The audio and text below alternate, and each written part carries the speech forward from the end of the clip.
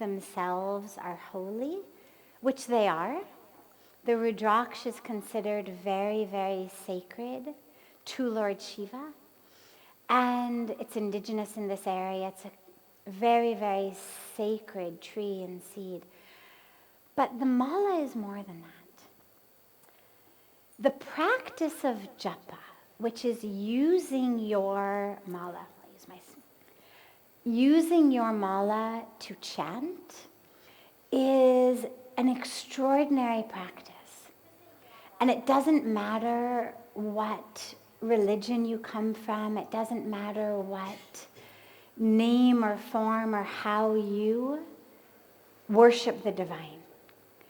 The mala and the practice of japa is something for me when people ask me, why do you do japa, or what's the role of your mantra? For me, literally, it feels like that life raft. That when there are times that you literally feel that you are drowning in the games of the mind, whether it's a specific game of fear or desire or anxiety or pain or grudge or whatever it may be, or whether it's just the general monkey mind game, just the general sort of aimless restlessness of the mind. Either way, the japa is this life raft that takes you from what feels very much like drowning in an ocean to that state within the self of stillness and peace and truth and oneness. If those of you who are by the door could just scoot in a little bit, it would give some room to those who have just come in to be able to sit down. Yeah, sure. So the way, Karuna, maybe you can help that. So the way that we do it is take your mala in your hands for a moment. And if it's around your neck, that's fine too. You can even do it when it's around your neck, either way. But the way that we do it is you take your thumb and either your middle finger or your ring finger. I'll tell you a personal sort of funny story about this. So when I first was given a mala and first taught how to do japa, the explanation that was given to me is we don't use our index finger because that's the finger that you use to scold somebody. And so you don't use that in doing japa because you wouldn't be scolding God or scolding divinity or scolding truth. So this finger doesn't get used. But in America, where I come from, giving someone the middle finger is actually worse than giving them this finger. And so I thought, well, if I can't use this finger to do japa, then I certainly can't use this finger to do japa. And therefore, that leaves me with my ring finger. And so personally, I use the ring finger, although I know that it's considered quite standard and acceptable to use your middle finger. It's just coming from a world where that was so deeply ingrained in me as an insult. There was no way I was going to be able to do japa giving God the middle finger. So I use the thumb and ring finger. And what you do is you hold it and you recite in your mind your mantra. And if you don't have a mantra that's been given by a guru, don't worry. Choose something that works for you. And it doesn't have to be Sanskrit. The Sanskrit language is very, very powerful. And so if there's a mantra that works for you, that appeals to you, use it. But if speaking to God in French or German or English or Chinese or Japanese or Czech or whatever your language may be, don't worry. God understands all the languages. So it doesn't matter. In fact, before I got my mantra, I spent about 2 years chanting japa with just, I love you, Krishna. I love you, Krishna, because I thought, well, he won't give me a mantra yet. I was asking Pujya Swamiji for about 2 years for a mantra before he'd give me one. And I thought, well, okay, he won't give me one yet. But even though he won't give me one yet, I don't want to be deprived of the power of doing japa. So, like a good, young American rebel, I thought, well, I'll just make up my own mantra. And so I did. And so I chanted japa to I love you, Krishna for, about 2 years until I got my real mantra.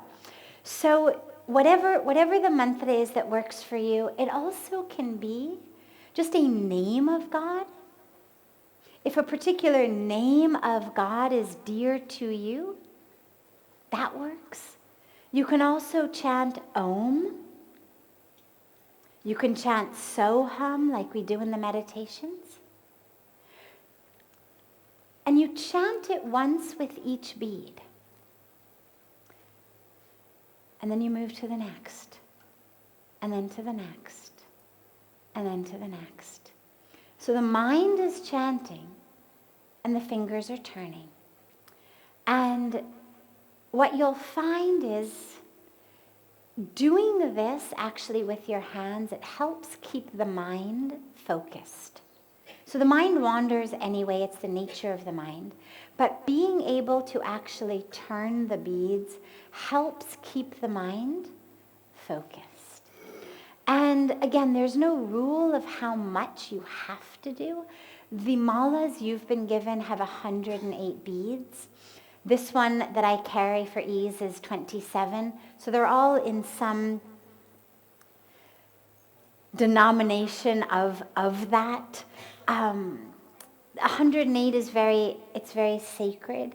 And so be sure to do at least one mala.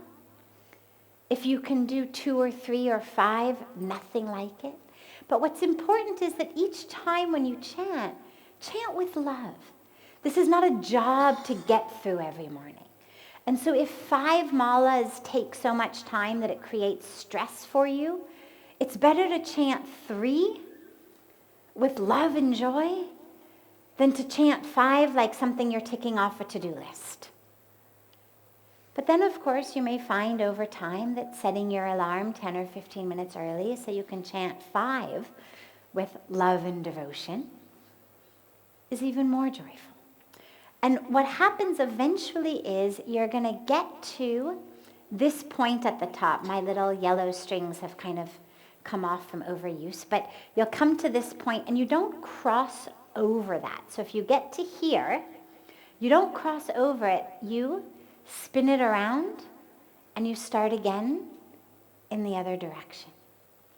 So on this very sacred day of Durgashtami, it's a beautiful day to start a practice. If you have a practice, to recommit yourself to the practice. And again, if you're brand new to it, you don't know what to start with, don't worry. You can start just with God.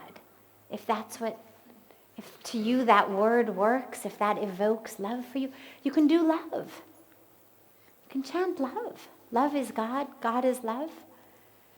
You can chant truth. You can chant Satnam.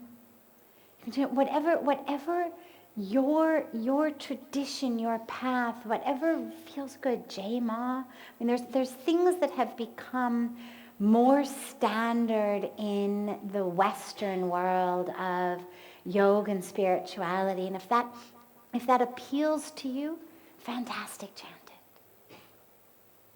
Don't worry too much about, it has to be exactly the right mantra.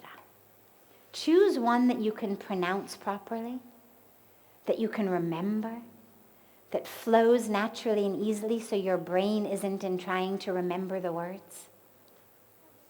And then, of course, if you have the opportunity to receive a mantra from a guru, nothing like it. Don't pass up that opportunity.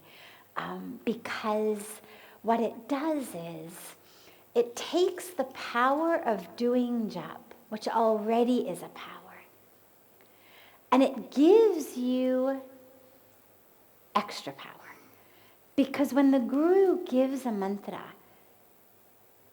the guru is giving exactly the right mantra for you. You know, think about if you're suffering from indigestion, pain in your stomach, constipation, a headache, migraines, depression, any one of an infinite number of ailments you might be suffering from. You could go to a health food store. You could go to a natural food store that sells Ayurvedic remedies. And you could find one that says remedy for headache, remedy for constipation, remedy for depression, remedy for that. And it might, absolutely, it would help you. It would be beneficial. But if you had an expert Ayurvedic Vedya, an expert Ayurvedic doctor, actually feel your pulse and be able to say to you, here is exactly why you're suffering from migraine. Here's why you're suffering from constipation. And therefore, here is the exact remedy that's going to not just take care of that little symptom, but is actually going to balance your entire system. That's going to be even much more beneficial.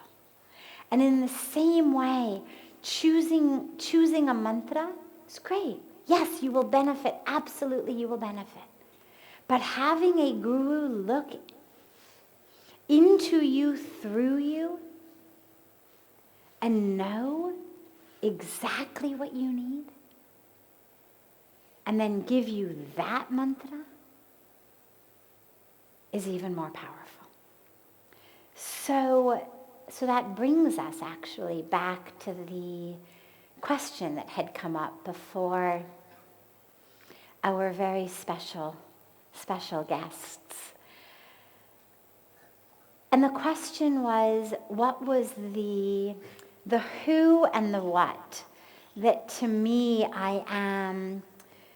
that was most helpful for me on the spiritual journey? And as I said, the who was definitely Pujya Swamiji, still is, definitely my guru. And I'll explain that in a moment. But the what, which to this day, almost 25 years later, is the only thing that I can honestly feel like I did, or had any aspect of me in it other than just what feels like absolutely unconditional grace that had nothing to do with who I was, what I did, what I wanted, what I deserved, what I earned. Nothing. The only piece of me that was there that's been helpful was a commitment to truth, which I had had since childhood. And the reason that was so helpful to me was when I had the experience that I was given, which was given to me just by grace. Again, not by anything I had done or earned or deserved or worked for, but an experience that makes us know that grace doesn't discriminate, that grace doesn't care. Grace isn't saying, oh, you're the one who got up early to meditate, I'm going to shine on you. You're the one who hit your snooze button, all right, no grace for you. Grace doesn't discriminate. Oh, you cheated on your taxes, okay, no grace for you. Oh, you lied to someone, no grace for you. Grace doesn't discriminate. Grace is not interlinked with what we're getting in our karmic package. Grace is not interlinked with rewards and punishments and consequences. Grace just is. Just is. And is there for all. Because grace isn't here or there or over there. Just is. Everywhere, all the time, for all. But we have to be open to grace in order for grace to be able to transform us. Grace is there anyway. But if we're closed, see, we've been given by God this very odd gift. And I'm not sure actually if it's a gift or a curse, but either way, we've been given this thing called free will. And sometimes it feels like a gift, and sometimes it feels like a curse. Because that free will is that which makes us decide either, okay, I've seen enough, I've done enough, I've tried it my way. I've held on with a vice grip to what I want, how I want, when I want it, how other people should be. I've held on to my expectations and my grudges and my pain and my identity.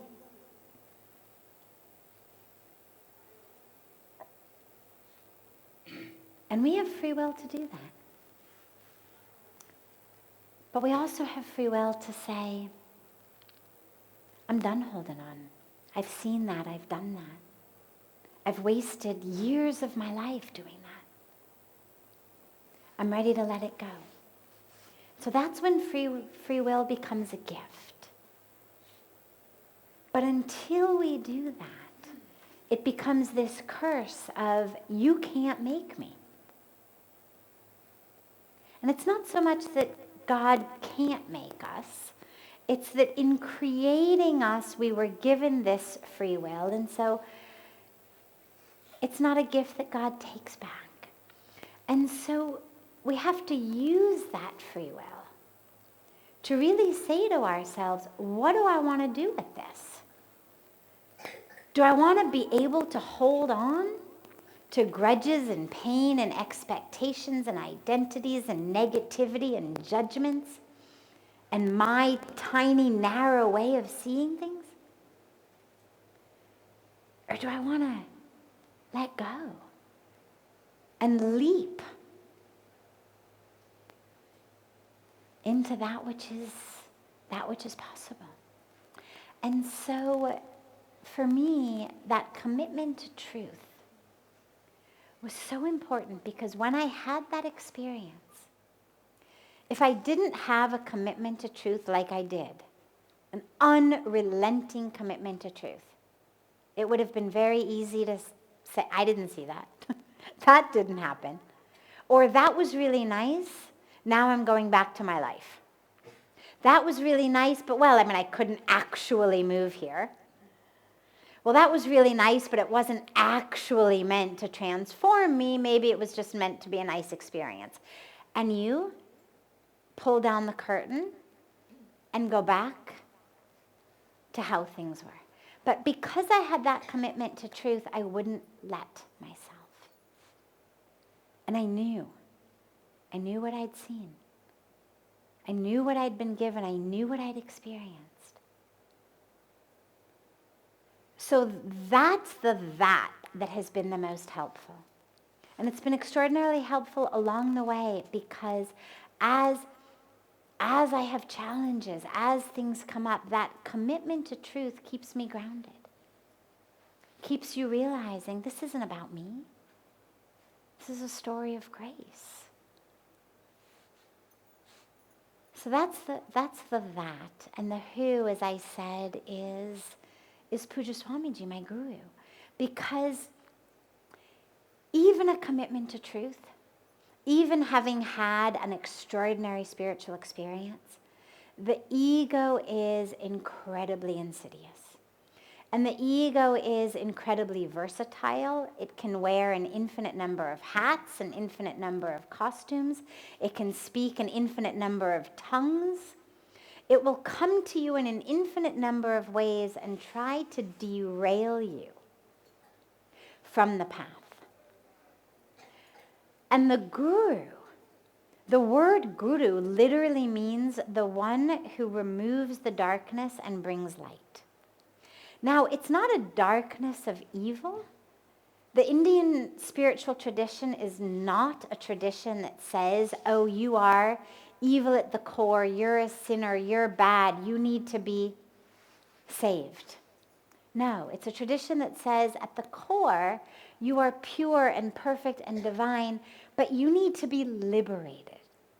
You need to be freed from the games of the mind that make you think you are not pure and full and whole and complete and divine.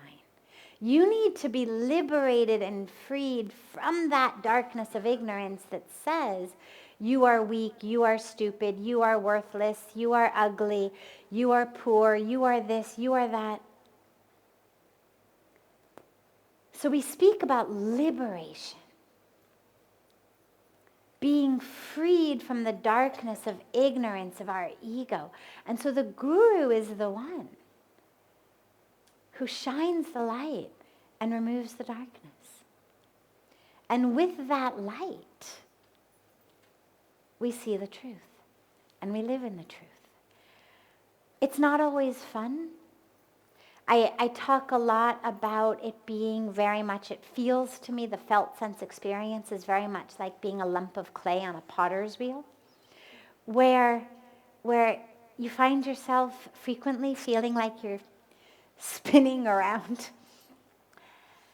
And every once in a while you feel, bam! Not physically, thankfully. Pujya Swamiji's guru used to slap him. He talks about how one day he got 21 slaps from his guru. But fortunately for us, he doesn't. Maybe unfortunately, maybe we would learn a lot faster if he just would, give us a good slap. But he doesn't. But you feel nonetheless that metaphoric slap of the ego, slap of the ignorance, slap of the identity of like, oh yeah, that's who I thought I was. Okay, I guess not. This is what I thought was important. Oh, I guess not. Here's what I thought was going on here. Oh, I guess not. Because without that, the ego takes us so many places, and it's such a brilliant rationalizer. It's so brilliant at telling you, you are the right one, you know. These people, that one, they're wrong, this is wrong. Don't do that. Do what's safe. Do what you know. Don't believe those people. Don't believe even your own inner voice. That's not meant for you. What if you fail? What if you get humiliated? What if this happens? What if that happens? So the ego's the one who acts like your best friend, but actually is the one who keeps you stuck. And interestingly, the ego is also the one, both sides of the spectrum. So the ego's the one who tells you that you're the best, the smartest, and the one who tells you you're the worst and the stupidest, both. Anytime you find yourself in a box of identity, it's the ego. Anytime you find yourself sinking back into a way of being that you know doesn't work because you've lived like that for 20, 30, 50, 60 years, but because there's a voice in your head that says, this is how it should be, this is how it is. That's the ego. And so the guru, for me, has been extraordinarily helpful. I couldn't have done it without a guru, because otherwise your ego just kind of hijacks you and takes you away. Maybe eventually you wake up somewhere bruised and battered. But having a guru right there all the time to say no has been amazing. Absolutely, absolutely extraordinary. And as I said, it hasn't always been easy, hasn't always been fun. The ego is not super happy to let go of its grip on the steering wheel of your life. And so it does whatever it can do to hold on to that steering wheel. It'll tell you you're crazy. It'll tell you you've been brainwashed. It'll tell you that, you don't know what you're doing. It'll tell you you're going to fail. It'll tell you you're not good enough. It'll tell you all kinds of stories. because it's afraid to let go. The ego will also tell you, by the way, in your relationships, in your world, that you are the only one who knows what's right and everybody else is wrong. That in all of your situations, in the family, in the workplace, in your neighborhood, in the community, that when you have an opinion, it's not just an opinion, but you're right.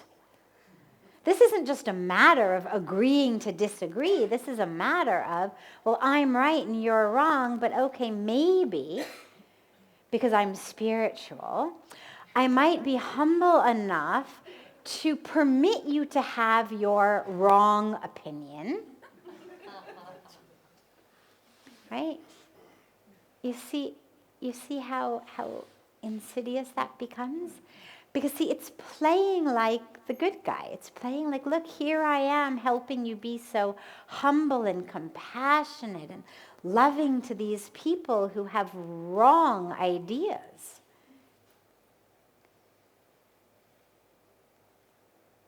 The minute that you find a voice in your head talking about right and wrong with regard to your opinion and someone else's opinion, this is the game of the ego. Right and wrong of ways of doing things, game of the ego.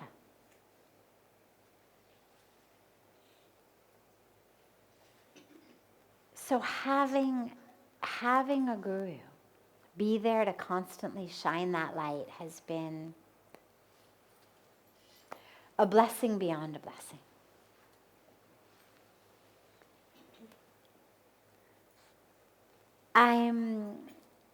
I'm happy to take another question that is here. Yeah, we'll take this actually as the last question for tonight. I would like to know, for a spiritual journey, is it necessary to leave family, come to some ashram or Himalayas or somewhere at the bank of river, or how can we do with our samsaric?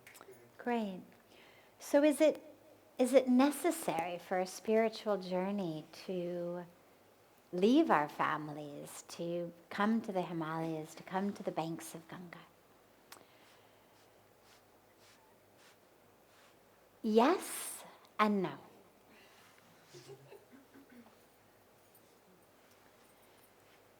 Because it isn't the place. It's the mindset. Leaving your family, coming to the Himalayas, coming to the banks of Ganga, does not sadly automatically free you of your mind. You might leave behind every possession you own. If you decide, I'm taking sannyas, I'm leaving everything, chalo, you have left everything. You come in one set of clothes, come naked. But your mind comes with you.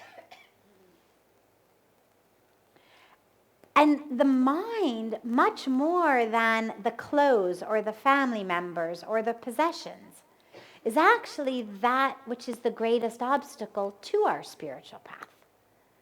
And so it's not as simple or as black and white as what you're leaving, what you're not leaving, where you're living, where you're not living. The most important piece for a spiritual life is to leave behind the attachments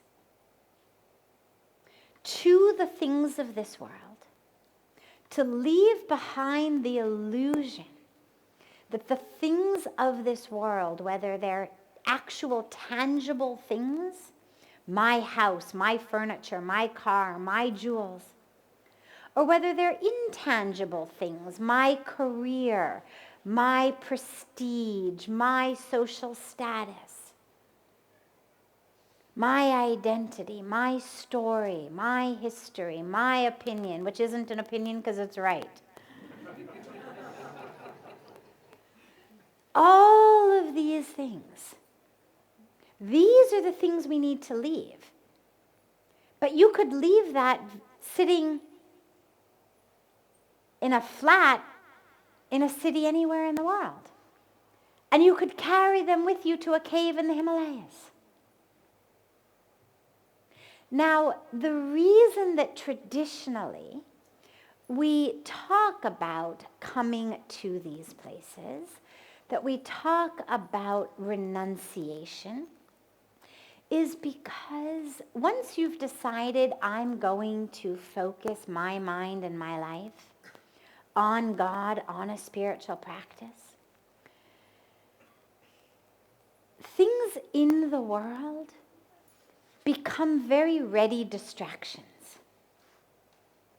And they tend to pull at you very quickly. And when that practice is fragile, it's very easy to lose yourself in that, as we all know. You go away to a meditation retreat, you come back, and I remember when I was studying at Stanford, I used to go down to this beautiful retreat center in a place called Big Sur, called Esalen.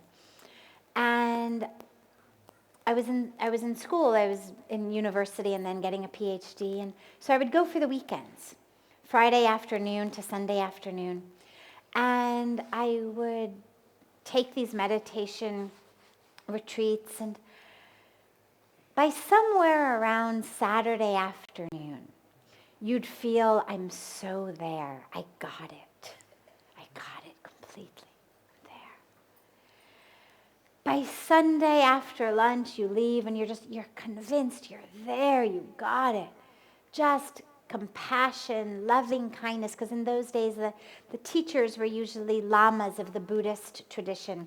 Traditionally, people from America who had gone and had studied Buddhist meditation and had become lamas and come back and were teaching it. This is going back now to the early 90s. So we'd practice compassion and loving kindness and expansion of our consciousness, and I think I'm there. Now, the way that Esalen sits geographically is it sits on a highway called Highway 1, which is perhaps the most beautiful highway in the world, and that is perhaps the most beautiful stretch of Highway 1. But it's a 2-lane highway.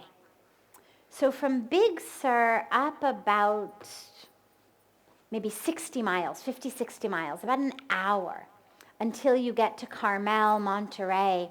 It's 1 lane in each direction, double yellow lines down the center, no passing. Mountains on one side, Pacific Ocean on the other side, 200-foot drop. So I would leave from Esalen, going back to Palo Alto to finish all my homework, whatever I had for the weekend, because I hadn't done anything, I'd been in a retreat, study for my exams the next week. Typically the drive from Big Sur back to Palo Alto is about 3 hours, 3.5 hours. So I'd time it perfectly. All right, I'm going to get home 5 o'clock, 5:30. I've got lots of hours to get things done. I'd pull out of the driveway, make a left turn onto Highway 1. Inevitably, without fail, every time, within the first 3 to 8 or 9 minutes, I would come upon, or they would come onto the road in front of me, someone, typically elderly people, going about 8 miles an hour. Sometimes they were in a normal car. Sometimes they had one of those big RV tractor trailers, like we've retired, we're going on holiday, across America type of thing. And they would proceed to drive 8 miles an hour. And I would calculate in my mind, now instead of getting home at 5, now it's 6, now it's 7, now it's 11 o'clock at night, my God, my homework. And of course, the highway has these turnoffs where slower traffic is supposed to pull over and let other people pass. And they never did. Never once. And I would watch as in a period of 4 miles, 20 minutes max, I had gone from being an embodiment of compassion and loving kindness to being ready to literally murder the driver of the car in front of me if they didn't pull over now.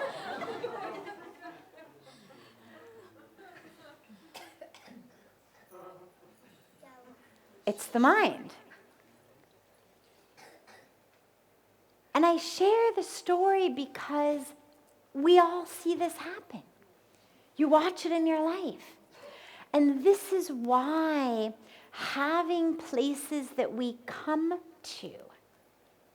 to really touch that part of ourselves is so essential, and why we need to leave behind things in order to be able to touch that. Because if I'm worried about doing my homework, and I'm worried about what grade I'm going to get on the exam the next day, and I'm worried about my timetable, I am completely disconnected from my loving kindness and compassionate heart.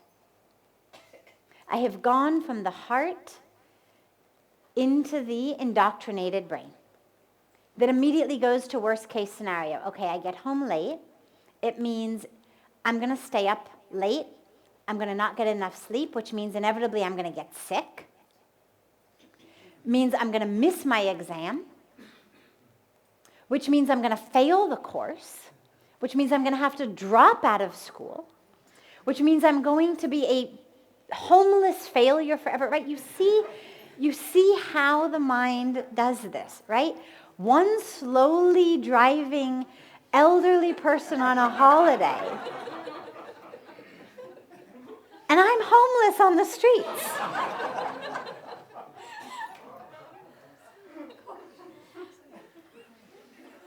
This is how the mind works. And I've been doing this long enough to know that this is laughter with me, not at me. Because we do this. And so this is why it's so important to give ourselves, even if we're living in the family, even if we're doing business and in that world, to give ourselves time away from it, out of that thinking indoctrinated mind. Someone else is cooking and preparing food. We don't have to worry. We're not thinking about what to buy, what to cook. We're not thinking about showing up at work. We're able to just focus on going within. We're able to just focus on doing seva. That we're given this opportunity of not worrying, what's in it for me? What about my salary, my position? But simply asking ourselves, what through me? How can I be of service? And so it's essential that we give ourselves these times. But it's not essential that we leave that world forever. But what's important is that when you're here, try to get as deep and as full an experience of that while you're here that I wasn't able to get in those years, such that you don't lose it as quickly as the highway home. That something within you gets not just relaxed, but actually transformed. Because that goes home with you.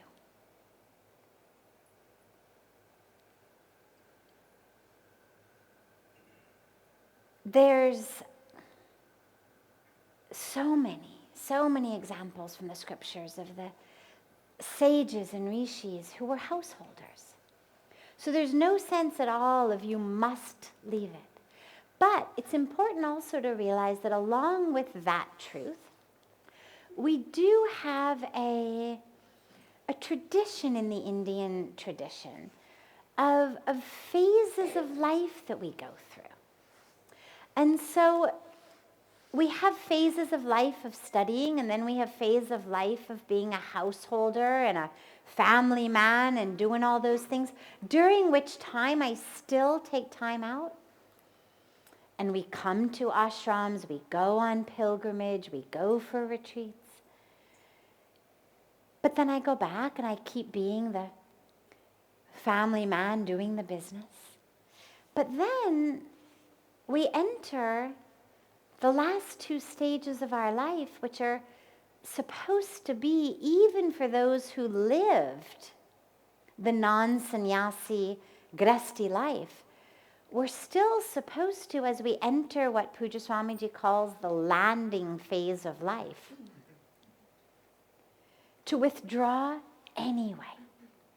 Because we become more and more acutely aware. Well, I can't take any of this with me. I've done those duties. I've built the house, I've earned the money, I've had the kids, I've educated the kids, I've sent the kids on their way. Now is the time for me to really focus on, okay, when is going to be that last hour or day? No one knows. But when it comes, let me be ready. Let me be ready.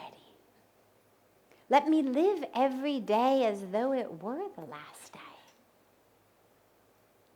Not in a morbid sense, not in a sense of fear, but in a sense of knowing that I was as deeply connected with my compassionate heart, with my expanded consciousness, with myself as a tool in the hands of God, a surrendered tool, as much as I can be.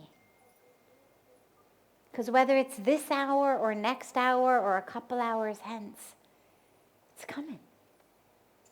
And so those last phases, the Vanprastashram phase, the Sannyasashram phase, are supposed to be there. Even if we don't necessarily enter them in our teens or 20s or 30s or 40s, by 50s. We're supposed to be sort of heading in that direction anyway, more and more as the decades go. Yes, wonderful. Have a beautiful rest of your evening, a beautiful Durgashtami, that sacred, sacred day of the power of the Mother Goddess to vanquish the evil demons. And we pray to her and to her Shakti to come through us and remove from within us those aspects of us that you could call our demonic nature. Not evil, not bad, because remember at the core of who we are is pure and divine. But we all have moments. We all have aspects in anger, in fear, in greed, in which we act in ways that in the balance between godliness and demonliness falls much more on the dark side of the spectrum than the light side of the spectrum. And so we allow those energies to come through, not to suppress, repress, deny, but rather simply to bring in that power of the Mother Goddess, that power we've been talking about, of real prosperity, of real wisdom, of presence of the Divine Mother, to wash away those aspects within us of darkness. So tonight's that very, very special night. Grab it.